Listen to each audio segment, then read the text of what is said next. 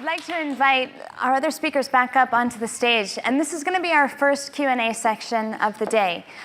We're going to do about 10 minutes of Q&A, and what I would ask, we'll take 2 or 3 questions at a time. Please raise your hand. There should be somebody in the audience that will bring over a mic. Please direct your questions to me. I'll curate them, and then we'll go to our speakers.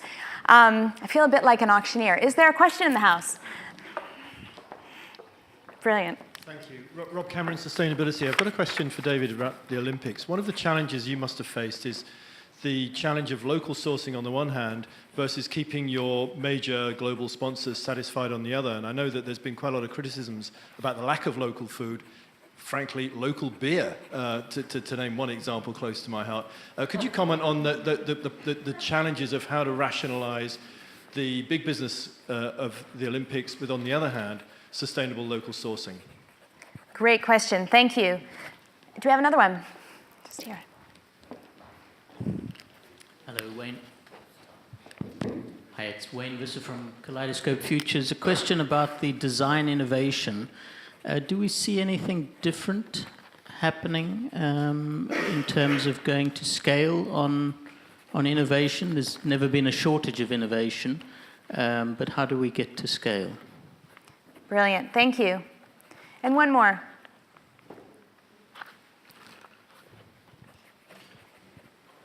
Hello, this is Claire Brass from the Royal College of Art. I have a question for Patrick, actually. You mentioned that the public are going to wake up to the issues of food.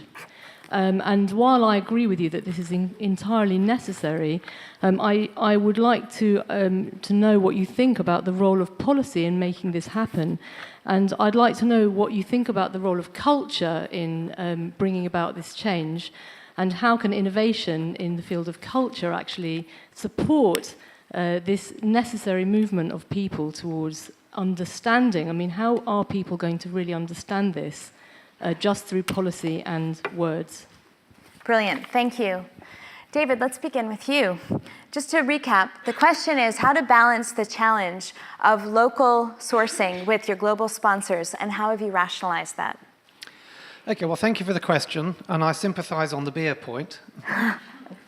The whole approach to sourcing takes in a wide range of accounts. There's local sourcing. We also want to know what things are made of, what's going to happen to them afterwards, who made them, the working conditions in the supply chain. So there's a whole raft of different things, and local sourcing is one part of sort of a balanced approach to how we have tackled all our different procurement.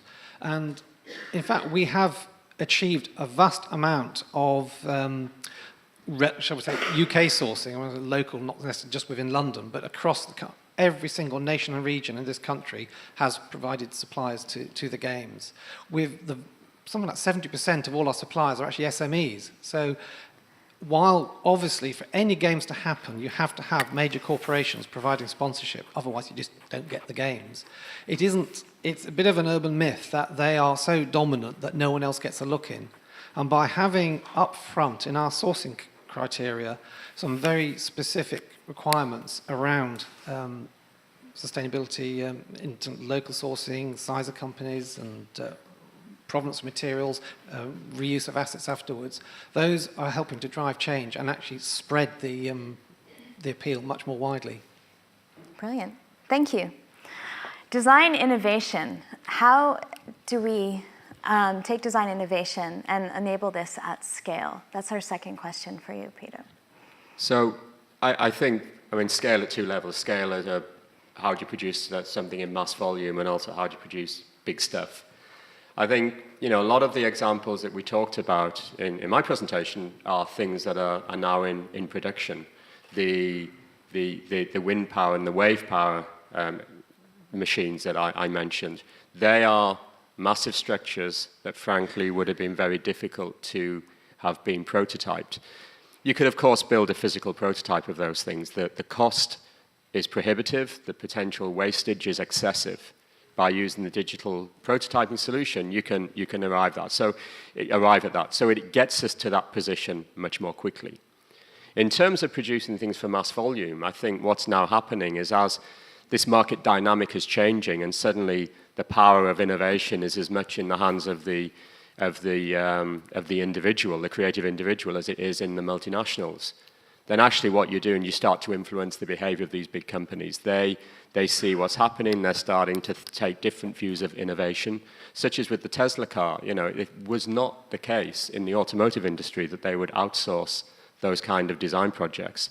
They would do it all in-house, probably under lock and key, whereas now they're subcontracting and they're co-funding these startup operations to come up with these ideas. I said that was the Silicon Valley mentality. It's exactly what would happen. You'd get some students from Stanford and they'd set up a skunk works and they'd go off and develop some interesting code which may or may not be useful. That's now starting to get applied in all aspects of design. So I think what we're seeing is a massive acceleration of things going mainstream. I mean, could I point to one specific example that is completely scalable? As yet, no, but the Tesla car, the wind powers generation, the passive tools that are now being fitted retroactively to buildings to help us meet things like EU directives around carbon footprints. They're all going mainstream, they're affordable, they're being produced in mass in large quantities, and they're proving to be fit for purpose. So I think you'll see that accelerating incrementally over the coming years. I'm going to use creative license for just a second as moderator. I think I've just heard something that's really, really important for paradigm shift, and I want to tease it out. Did I just hear you say in the first part of your answer, or inherent in your answer, is the fact that it's time for us to rethink scale? Scale doesn't necessarily mean volume. Is that what's underlying there? Because that's a really important point. I think that is a good point. The practical application of digital fabrication and 3D printing, as an example, is it doesn't require you to gear up to be able to produce X million of something at very high volumes. Think about it this way: if you're maintaining the International Space Station, how about, rather than having a payload of all of the components that you might need and shipping them out there, why not have 3D printers and just go out there and in situ produce the parts you actually do need? That's the paradigm shift. Brilliant. So production by demand. I think that's a big concept. Thank you for that. Patrick, the question to you: how are we going to get the public to wake up to issues of food and the role of policy? How is that going to be felt on a cultural and on a community level? If I haven't paraphrased exactly right, I apologize, but I know you heard it the first time around. It's a great question, but before I answer it, the point about scale is very interesting to me, because our dairy herd is only 70 cows. And in my view, that's a better scale for a dairy herd, because it can walk to grass and back twice a day. And you don't want a dairy herd of 2,000 cows, which has to be permanently housed. You want to drink the milk of those cows? No, you don't, but that's the way the trend is going. So right scale is really important, and if there are technologies which are enabling small scale to be viable, that's fantastic. I think it's a great question about the link between government policy and cultural change. And the second is needed before the first will take place. And the reason why we haven't got the policy changes with food is because the cultural pressure from informed public opinion has not manifested in political pressure enough to make the transformational change. And I think that in part, that is due to the failure of the food movement of which I've been part. Too siloized, too fragmented, not collectively becoming more than the sum of its parts, in exerting pressure. And I hope that the mission of my new organization, which is to accelerate the transition towards more sustainable food systems, will play a part in enabling the cultural pressure to gather momentum. Because in the end, it's individual citizens that will provide the change, the pressure, which will bring about the change that's needed. And we will need policy changes. I think we will need policy changes quite similar in general nature to the ones that have transformed the market for renewable energy, but obviously they will have to be finely tuned to agriculture. This will need to take place from the EU, from the USDA, and of course from the UK government. But the precondition will be pressure from informed public opinion, who basically need to be the change themselves. You don't want to wait. The transition movement is a very good example of that. Brilliant. Can I have some more questions from the audience? Just here.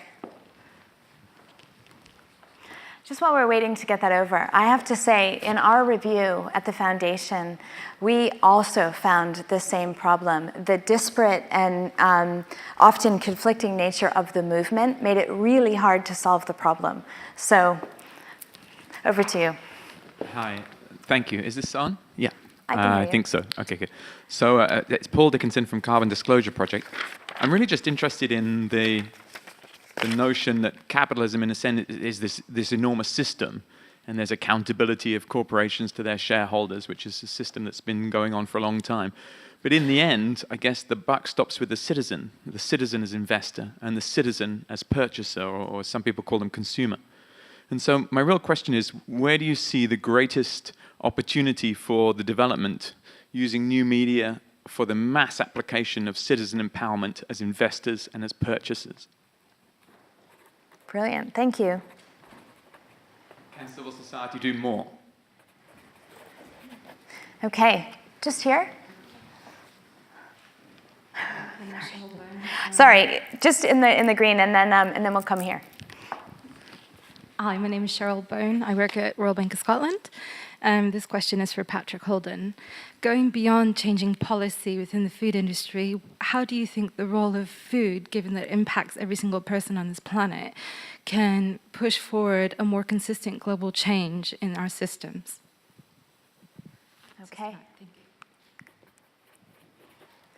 And just here.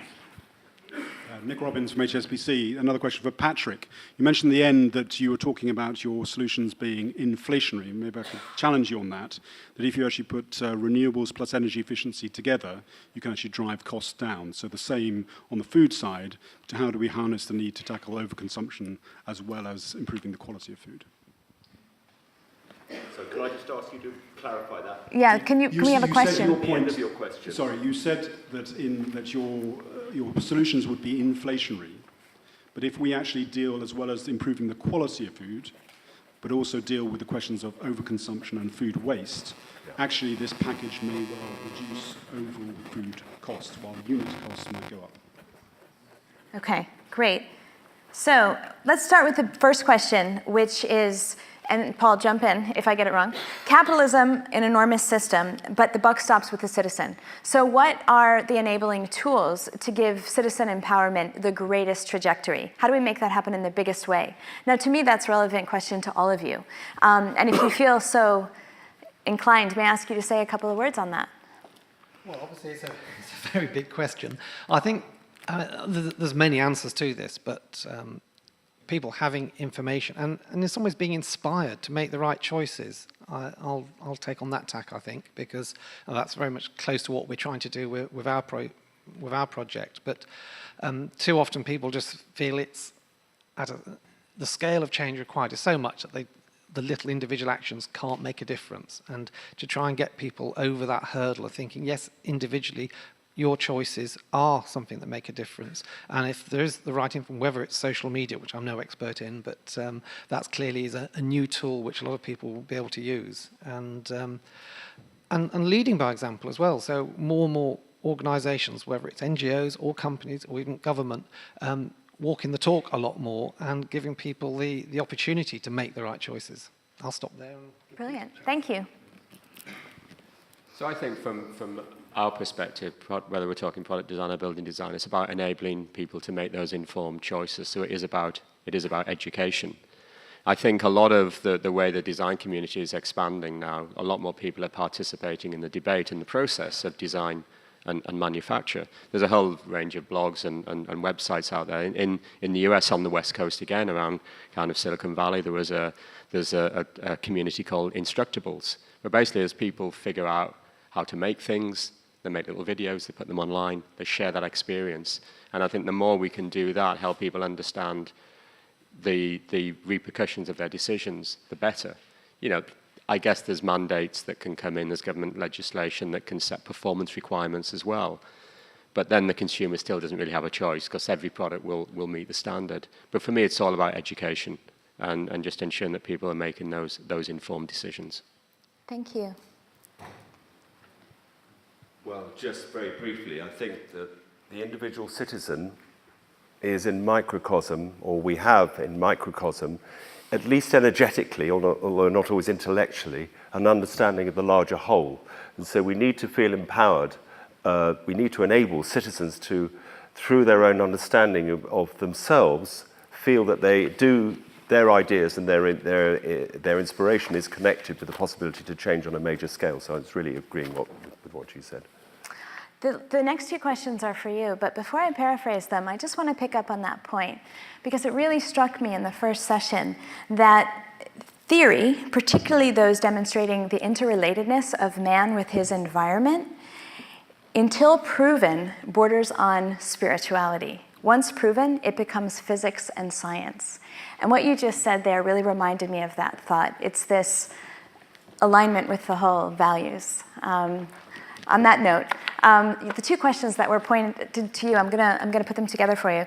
The role of food to drive change and impact the system, and then the quality and overconsumption of food contributing to waste. What are your views on those? And let me just check, have I captured your questions? Go ahead, let's get it right. The point being that actually, if you add the demand side, you can reduce the cost. Okay. I get your point. Brilliant.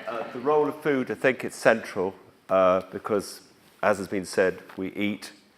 As Wendell Berry, the poet and philosopher, said, eating is an agricultural act. And talking about interconnectedness, when we eat, we connect ourselves in a very physical way with the planet and with the soil, and it gives our lives meaning. So I think if we can, through the way we eat, we change the way we eat culturally, socially, and physically, improve the quality of the food we eat, this gives us a new center of gravity for the kind of life and quality of life that we're going to be needing to live in the 21st century, to cut down which will be more than adequate compensation for cutting down on some of the resources that we've been consuming as if they were income, when in fact we were consuming earth capital. So I think food and food culture is central to enabling us to go about this transition. On your point about perhaps I was being overly negative, but I think in the short term, if you're trying to sell the proposal I was making into a government, you have to acknowledge that if you tax the damaging consequences of the present industrial systems, let's just say if you put a tax on nitrous oxide, which is the key gas which comes from the manufacture and the use of nitrogen fertilizer, it would cause the price of farm gate commodities to go up for 95% of the foodstuffs. Now, we could say that this will save us from climate change, so we won't fry, or there are public health implications which are pay later, maybe outside the term of the present government, and there's the point you made about waste, which I completely agree with, and there are other efficiencies which can be made. But in the short term, it's an unpalatable truth that it may put up the price of food. And look what's been happening during the recession. The price of food has been driven relentlessly down by the big multiples, who are paying less and less to the primary producer and driving all the small dairy farmers of this country out of business. And the only reason we are not one of those statistics is because A, I've got a day job, and B, because we're making cheese. So, it's serious. We have time for one more question, and I'm aware that there were several hands in the audience, so I'm going to be a bit arbitrary. I saw you before, but I would encourage everybody to continue asking those questions during the break. Sir.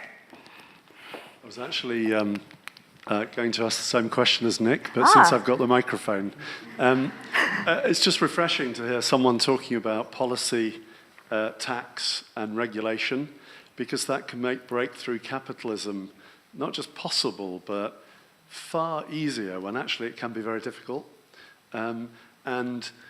Sometimes it's important, I think, for governments to just say no. I remember in Greenpeace when we were campaigning on CFCs, Dow Chemical and ICI said that we'd have bubonic plague again, that the world would starve.